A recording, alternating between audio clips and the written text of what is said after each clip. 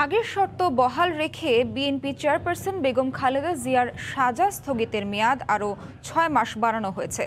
দুপুরে সচিবালয়ের সাংবাদিকদের সঙ্গে আলাপে একথা জানান স্বরাষ্ট্রমন্ত্রী আসাদুজ্জামান খান কামাল। এ নিয়ে চতুর্থবারের মতো বাড়ানো হলো বিএনপি নেত্রীর সাজা স্থগিতের মেয়াদ। সম্প্রতি বেগম জিয়ার স্থায়ী মুক্তি চেয়ে পরিবারের পক্ষ থেকে আবেদন করা হয় স্বরাষ্ট্র মন্ত্রণালয়ে। সেখান থেকে মতামত নিয়ে তা পাঠায় আইন মন্ত্রণালয়। তাদের মতামতের প্রেক্ষিতে আজ সাজা স্থগিতের বিষয়টি নিশ্চিত করেন। তবে এর আগে আইনমন্ত্রী জানিয়েছিলেন, বেগম জিয়া পুনরায় কারাগারে গিয়ে আবেদন করলে স্থায়ী মুক্তির বিষয়টি আদালত বিবেচনায় নিতে পারেন। তবে আইনমন্ত্রীর এই বক্তব্যের সঙ্গে দ্বিমত করে আসছেন বেগম জিয়ার আইনজীবীরা। 2018 সালের 8 ফেব্রুয়ারি জিয়া অরফানেজ মামলায় দণ্ডিত হয়ে কারাগারে যান বেগম জিয়া। এরপর জিয়া চ্যারিটেবল ট্রাস্ট মামলায় দণ্ডিত হন তিনি। তবে গেল বছরের 25শে মার্চ সরকারের নির্বাহী আদেশে সাজা হলে বাসায় অবস্থান করছেন বেগম খালেদা জিয়া। একই শর্তে চতুর্থবারের মতন তার যে সাজা চলছিল, কারাগার সাজা ভোগ করছিলেন, সেটা স্থগিত রেখে প্রথম 6 মাস তাকে চিকিৎসার জন্য, তার নিজ বাসায় থেকে চিকিৎসার জন্য যে সুবিধাটি দেওয়া হয়েছিল, সেই সুবিধাটি আবারও এইবার চতুর্থবারের মতন দেওয়া হলো। তিনি নিজ বাসায় থেকে তার চিকিৎসা সেবা যা তিনি যেভাবে চিকিৎসা নিতে চান সেইভাবে চিকিৎসা নেবেন। তবে তিনি দেশের বাইরে যেতে পারবেন না। এদিকে আবারও পিছিয়েছে বড়পুকুরিয়া কয়লা খনি দুর্নীতি মামলায় অভিযোগ গঠনের শুনানি। মামলার আসামি বেগম জিয়া অনুপস্থিত থাকায় তার আইনজীবীর তারিখ নির্ধারণের আবেদনের পরিপ্রেক্ষিতে 31 অক্টোবর পরবর্তী দিন ধার্য করেন আদালত। এদিকে পল্টন থানার নাশকতার মামলায় বিএনপি মহাসচিব সহ 39 জন নেতাকর্মীর বিরুদ্ধে অভিযোগ গঠনের শুনানি 21 নভেম্বর ধার্য করেছেন আদালত। দিনাজপুরের বড়পুকুরিয়া কয়লা খনি থেকে কয়লা উত্তোলন, ব্যবস্থাপনা ও রক্ষণাবেক্ষণে ঠিকাদার নিয়োগে অনিয়ম এবং রাষ্ট্রের 158 কোটি 71 লাখ টাকা ক্ষতি ও আত্মসাতের অভিযোগে 2008 সালে শাহবাগ থানায় মামলা দায়ের করা হয়। আসামি করা হয় সাবেক প্রধানমন্ত্রী বেগম খালেদা জিয়া সহ আরও 13 জনের বিরুদ্ধে। এর মধ্যে 6 জন মারা যাওয়ায় আসামির সংখ্যা এখন 7 জন। পূর্ব নির্ধারিত তারিখ অনুযায়ী কেরানীগঞ্জে অস্থায়ী বিশেষ জজ আদালতে অভিযোগ গঠনের শুনানির দিন ছিল রোববার। দুর্নীতির অন্য 2 মামলায় দণ্ডপ্রাপ্ত বেগম জিয়া এই শুনানিতে উপস্থিত হতে না পারায় আসামি পক্ষের আইনজীবীর আবেদনে পরবর্তী তারিখ নির্ধারণ করেন আদালত। আমাদের এই মামলায় 2 জন আসামি, একজন ইতিমধ্যে ইন্তেকাল করেছেন আর একজন জেল হাজতে আছেন। এই 2জন না হলে অভিযোগ গঠন শুনানি অনুষ্ঠান সম্ভব হয় না। সে কারণে আজকে মির্জা ফখরুল ইসলাম আলমগীর সাহেবের যে মামলায় তিনি এসেছিলেন হাজিরা দিতে, সেই মামলার চার্জ গঠন শুনানি অনুষ্ঠিত হতে পারে নাই। এদিকে নির্বাচন পরবর্তী সহিংসতা, ভাঙচুর, অগ্নিসংযোগ ও নাশকতার অভিযোগে বিএনপি মহাসচিব সহ 39 জনের বিরুদ্ধে রাজধানীর পল্টন থানায় দায়ের করা মামলার অভিযোগ গঠনের শুনানিও পিছিয়েছেন আদালত। আগামী 21 নভেম্বর শুনানির পরবর্তী দিন নির্ধারণ করেন অতিরিক্ত মহানগর দায়রা জজ আদালত। যার উপরে বেসিস করে এই মামলার উৎপত্তি হয়েছে, আমরা আদালতে দরখাস্ত করে বলেছি সেই সকল জব্দকৃত মালামাল আমাদেরকে কপি সরবরাহ করা হোক। ম্যাডাম খালেদা জিয়া আসতে পারেন নাই, যতদিন পর্যন্ত আমরা ওই কাগজ না পাচ্ছি এবং কাগজ পর্যালোচনা না করতে পারছি, সেই জন্য 2015 সালে দায়ের করা নাশকতার এই মামলায় আসামি করা হয় মির্জা ফখরুল ইসলাম সহ 42 জন আসামিকে। পরবর্তীতে এই মামলার আসামি তানভীর আদিল বাবু ও শফিউল বারী বাবু সহ 3 জন মারা যায়। অভিযোগ গঠন হলে এই মামলায় মির্জা ফখরুল সহ 39 জন নেতাকর্মীর আনুষ্ঠানিক বিচার শুরু হবে। আহমেদ সালাহিন, সময় সংবাদ, ঢাকা। কাল যুক্তরাষ্ট্রের নিউ ইয়র্কে পৌঁছাবেন প্রধানমন্ত্রী শেখ হাসিনা। জাতিসংঘ সাধারণ পরিষদের 76তম অধিবেশনে যোগ দিতে পথে ফিনল্যান্ডে যাত্রাবিরতিতে আছেন তিনি। সেখানে 2 দিনের ব্যক্তিগত সফর শেষে রোববার স্থানীয় সময় বিকেল 4টায় হেলসিঙ্কি ভান্টা বিমানবন্দর থেকে নিউ ইয়র্কের উদ্দেশ্যে রওনা হবেন প্রধানমন্ত্রী। এদিকে শেখ হাসিনাকে স্বাগত জানাতে প্রস্তুত আওয়ামী লীগের নেতাকর্মীরা। নিউ ইয়র্ক থেকে হাসানুজ্জামান সাকির রিপোর্ট। নিউ ইয়র্কের পথে প্রধানমন্ত্রী শেখ হাসিনা। যুক্তরাষ্ট্রের স্থানীয় সময়ে রোববার সন্ধ্যা 6টায় বাংলাদেশ বিমানের একটি চার্টার্ড ফ্লাইটে জন এফ কেনেডি আন্তর্জাতিক বিমানবন্দরে পৌঁছাবেন তিনি। প্রধানমন্ত্রীকে স্বাগত জানাতে সব প্রস্তুতি নিয়েছে যুক্তরাষ্ট্র আওয়ামী লীগ। দলটির বিভিন্ন অঙ্গ ও সহযোগী সংগঠনের নেতাকর্মীরা প্রতিদিন সভা সমাবেশ মিছিল করছেন নিউ ইয়র্কে। সবার মাঝেই এখন উৎসব আমেজ। আমাদের মাননীয় প্রধানমন্ত্রী জননেত্রী শেখ হাসিনা যুক্তরাষ্ট্র আগমন উপলক্ষে আমরা আনন্দ সমাবেশ করছি। সকল পর্যায়ের নেতাকর্মীরা জ্যাকসন হাইট বাংলাদেশ অধ্যুষিত এলাকায় আমরা রাতভর এই গত 1 মাস ধরেই আমরা আনন্দ উল্লাস করছি। এদিকে জাতিসংঘে ও সাইড লাইনে প্রধানমন্ত্রীর বিভিন্ন কর্মসূচি চূড়ান্ত করেছে বাংলাদেশ মিশন ও দূতাবাস। আগামী 21 সেপ্টেম্বর সাধারণ পরিষদের ৭৬তম অধিবেশনের মূল পর্ব রাষ্ট্র ও সরকার প্রধানদের বিতর্কে অংশ নেবেন শেখ হাসিনা। জাতিসংঘে অন্তত 4টি অনুষ্ঠানে অংশ নেবেন প্রধানমন্ত্রী শেখ হাসিনা।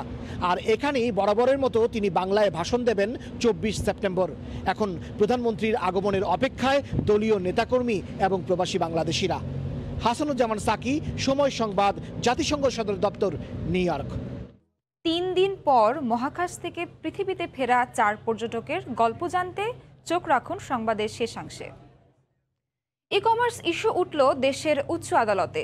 সাম্প্রতিক গ্রাহক প্রতারণার বিষয়টি শুনে লোভনীয় অফারের ফাঁদের বিষয়ে জনগণকে সচেতন করার পরামর্শ দিলেন হাইকোর্ট। এদিকে গ্রাহকের কোটি কোটি টাকা আত্মসাতের ঘটনায় ইভ্যালির সিইও ও চেয়ারম্যানের রিমান্ডের দ্বিতীয় দিন চলছে।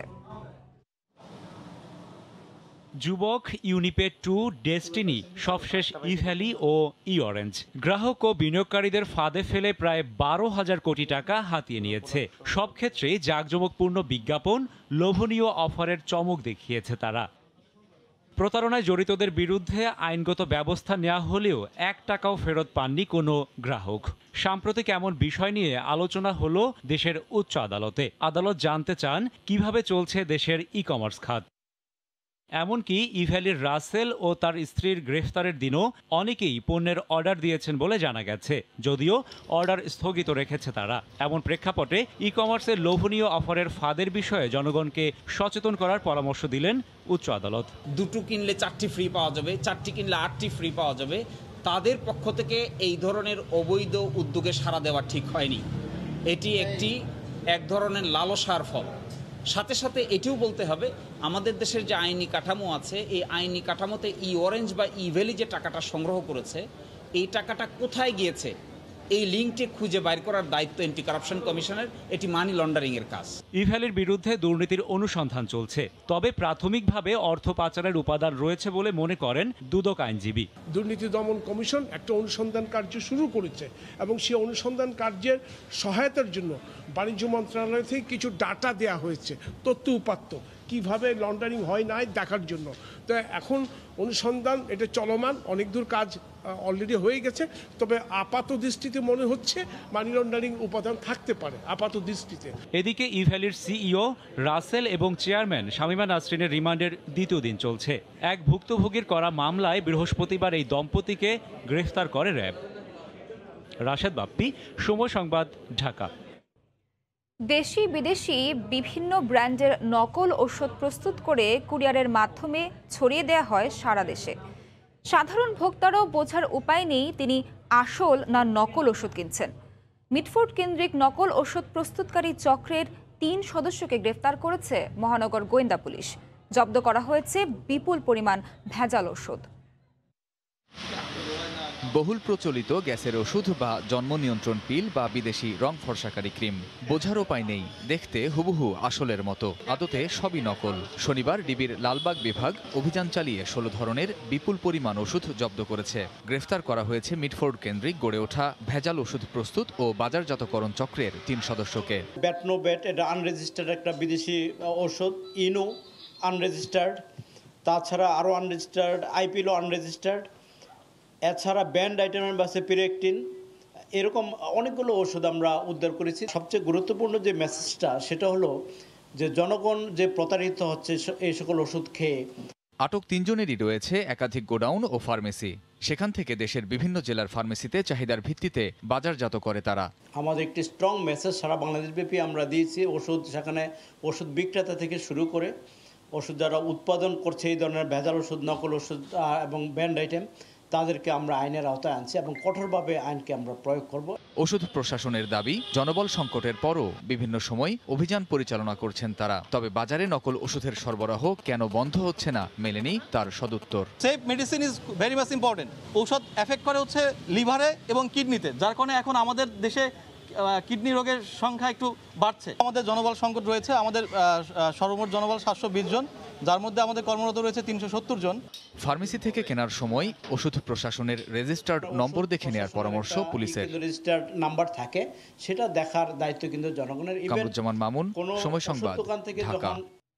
দীর্ঘ সময় পর সারা দেশে বিশ্ববিদ্যালয় খোলার প্রস্তুতি চলছে জোরে সোরে। এক ডোজ টিকা নেওয়ার শর্তে আগামী 5 অক্টোবর হল খুলছে সব প্রস্তুতি নিয়েছে ঢাকা বিশ্ববিদ্যালয় কর্তৃপক্ষ। তবে থাকছে না গণরুম। বহিরাগত ও অছাত্রদের দখলে থাকা রুম বরাদ্দ দেয়া হবে প্রথম ও দ্বিতীয় বর্ষের শিক্ষার্থীদের। শুধু ঘোষণায় সীমাবদ্ধ না থেকে পরিকল্পনা দ্রুত বাস্তবায়ন চান শিক্ষার্থীরা। ধারণ ক্ষমতার কয়েকগুণ বেশি শিক্ষার্থী গাদাগাদি করে একসঙ্গে যে কক্ষে থাকেন, বিশ্ববিদ্যালয় শিক্ষার্থীদের কাছে সেটাই গণরুম নামে পরিচিত। যেখানে পড়াশোনার পরিবেশ তো দূরের কথা, মাথা গোজার একটু ঠাঁই পেতেই রীতিমতো যুদ্ধ করতে হয়। এবার এই সংস্কৃতি থেকে বের হয়ে আসার সিদ্ধান্ত নিয়েছে ঢাকা বিশ্ববিদ্যালয়। গণরুম শব্দটা তো বিশ্ববিদ্যালয়, এই শব্দটা তো বিশ্ববিদ্যালয়ের ছাত্র শিক্ষক পরিবেশের সাথে এটা সম্মানজনক কোনো শব্দ না। সিদ্ধান্ত হয়েছে আমাদের গণরুম আমরা রাখবো না। ঢাকা বিশ্ববিদ্যালয়ের স্যার এএফ রহমান হলের একটি গণরুম এটি। এ রুমে আগে শিক্ষার্থীরা মেঝেতে ঘুমালেও এখন বসানো হয়েছে খাট।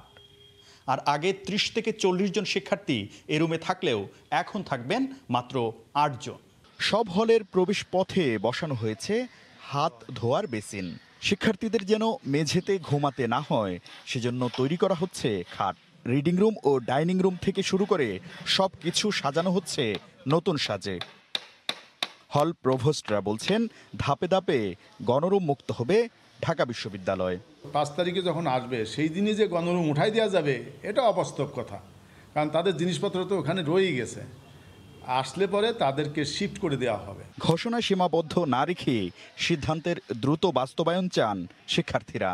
এই যে গণরুম প্রথার অবসান করতে চাচ্ছে, আমরা এই সিদ্ধান্তকে সাধুবাদ জানাই। যদি ইমপ্লিমেন্ট না করতে পারে তাহলে যেমন ফার্স্ট ইয়ার আর সেকেন্ড ইয়ার যারা থাকে তাদের গণরুম না থাকে, তারা হচ্ছে কিন্তু ঢাকা শহরে থাকার ব্যবস্থা নেই। হল অছাত্র ও বহিরাগত মুক্ত করতে ব্যবস্থা নেওয়া হচ্ছে বলে জানায় বিশ্ববিদ্যালয় প্রশাসন। বহিরাগত একটা ছেলের বৈধ রুমে থাকে, সে যদি আমাদের অবহিত না করে আমাদের পক্ষে কিন্তু বের করে করে ব্যবস্থা নিতে নিতে দেরি হয়ে যায়। এটা একটা, অর্থাৎ আমাদের শিক্ষার্থীরা বরাদ্দ পেলে সেই রুমে চলে যাবে, সেই রুমে তার ওঠার ব্যাপারে তার কোনো সহজতা লাগে সংশ্লিষ্ট হল প্রশাসন সেটি করবে। আগামী 5 অক্টোবর থেকে শুধু স্নাতক চতুর্থ বর্ষ এবং মাস্টার্সের শিক্ষার্থীদের জন্য খুলছে ঢাকা বিশ্ববিদ্যালয়ের আবাসিক হল। শাকির আহমেদ, সময় সংবাদ। দেখছেন জনপদের সময়, সঙ্গেই থাকুন। অনিয়মের অভিযোগে নিয়োগ কার্যক্রম স্থগিত করেছে ত্রাণ ও দুর্যোগ মন্ত্রণালয়। লিখিত পরীক্ষায় অকৃতকার্য এবং মৌখিক পরীক্ষায় অংশ না নেওয়ার পরও ঘূর্ণিঝড় প্রস্তুতি কর্মসূচির 108টি পদে নিয়োগের সুপারিশের অভিযোগ ওঠে। তবে পরিচালকের দাবি কিছু ত্রুটি থাকলেও কোনো অনিয়ম হয়নি। সাদাত রহমতুল্লাহর আরও একটি রিপোর্ট। ঘূর্ণিঝড়ের সতর্ক বার্তা এবং জনগণকে নিরাপদ স্থানে পৌঁছে দেয় ঘূর্ণিঝড় প্রস্তুতি কর্মসূচির প্রধান কাজ। সেই কাজেই জুনিয়র সহকারী পরিচালক এবং রেডিও অপারেটর সহ 108 পদে নিয়োগ দিতে বিজ্ঞপ্তি দেয় দুর্যোগ ও ত্রাণ মন্ত্রণালয়ের ঘূর্ণিঝড় প্রস্তুতি কর্মসূচি। গত 28 আগস্ট অনুষ্ঠিত পরীক্ষার ফলাফল প্রকাশ করা হয় 30 আগস্ট। পরে 4 থেকে 6 সেপ্টেম্বর নেওয়া হয় মৌখিক পরীক্ষা। ভুক্তভোগীদের অভিযোগ, লিখিত পরীক্ষায় উত্তীর্ণদের তালিকায় নাম নেই, তবুও সাবাহ বিন হোসেনকে সহকারী পরিচালক পদে নিয়োগের সুপারিশ করা হয়েছে। একইভাবে সমন নামে আরও একজনও লিখিত পরীক্ষায় পাশ না করেই পেয়েছেন নিয়োগ সুপারিশ। এই তালিকায় পরিচালকের ছেলের নাম থাকার দাবি পরীক্ষার্থীদের। শুধু তাই নয়, নিয়োগ পরীক্ষায় ফলাফল ঘোষণা করার পরও নতুন করে 2 জনের নাম যুক্ত করে আবারও ফলাফল প্রকাশ করে প্রতিষ্ঠানটি। এছাড়াও একাধিক কর্মকর্তার সন্তানের নামও একই কায়দায় ঢোকানো হয়েছে বলে অভিযোগ তাদের। কর্মকর্তাদের ছেলে মেয়ে ওখানে বেশিরভাগই নিয়োগ পেয়েছে। নিয়োগ তো বাতিল চাবই, যে এরকম একটা প্রহসনমূলক নিয়োগ অবশ্যই বাতিল করতে হবে। সব মিলে মনে 108টা পোস্ট। তো এই সামান্য কটা পোস্ট নিয়ে যদি ওনারা এই ধরনের খেলাধুলা করতে পারে, তাহলে অন্যান্য বড় বড় নিয়োগগুলোর অবস্থা কি আপনি একটু ভাইবা দেখেন। এসব অভিযোগ প্রসঙ্গে মগবাজারে থাকা ঘূর্ণিঝড় প্রস্তুতি কর্মসূচির পরিচালকের দাবি, নিয়োগ নিয়ে কোনো দুর্নীতি হয়নি, তবে ত্রুটিগুলো খতিয়ে দেখা হচ্ছে। এটা ম্যাটেরিয়ালিটি থাকলে অবশ্যই সরকার এটা সিরিয়াসলি নিবে এবং স্থগিত করেছে, নিশ্চয়ই আমরা প্রাথমিকভাবে ব্যাপার দিয়েছি, তারাও চেক করছে, তারাও সব চেক করে এটা হয়তো কন্টিনিউ করবে অথবা কন্টিনিউ করবে। কেউ দায়ী হলে তার বিরুদ্ধে ব্যবস্থা নেবে, দায়ী না হলে নাই। এদিকে এ ধরনের পরীক্ষা বাতিল করে পুনরায় পরীক্ষা নেওয়ার দাবি জানিয়েছেন টিআইবির নির্বাহী পরিচালক। অযোগ্য প্রার্থীকে যদি নিয়োগ দেওয়া হয়ে থাকে বা নিয়োগ দেওয়ার জন্য সুপারিশ করা হয়ে থাকে তাহলে সেটি সম্পূর্ণ অনৈতিক, অবৈধ এবং একই সাথে সংবিধান লঙ্ঘন। দুর্নীতির বিরুদ্ধে সরকারের শূন্য সহনশীলতা বাস্তবায়নে সবাইকে আরো দায়িত্বশীল হওয়ার পরামর্শ তার। বাতিল করতে হবে যেটা হয়েছে। সাদাত রহমতুল্লাহ, সময় সংবাদ, ঢাকা। আওয়ামী লীগের সাধারণ সম্পাদক ওবায়দুল কাদের বলেছেন, বিদেশে বসেও বিএনপি দেশের ভাবমূর্তি বিনষ্টের ষড়যন্ত্র করছে। জবাবে বিএনপি মহাসচিব মির্জা ফখরুল ইসলাম আলমগীরের দাবি, মত প্রকাশের স্বাধীনতা সবারই আছে।